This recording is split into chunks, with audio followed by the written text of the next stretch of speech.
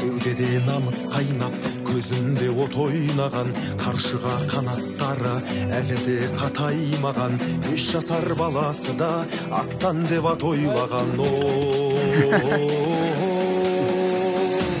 Алдаспан ерлерім бар, қысылмай қол бастар, марғаста ұлдарым бар, тосылмай жол бастар, келеді өсіп кілең рухы өр жастары.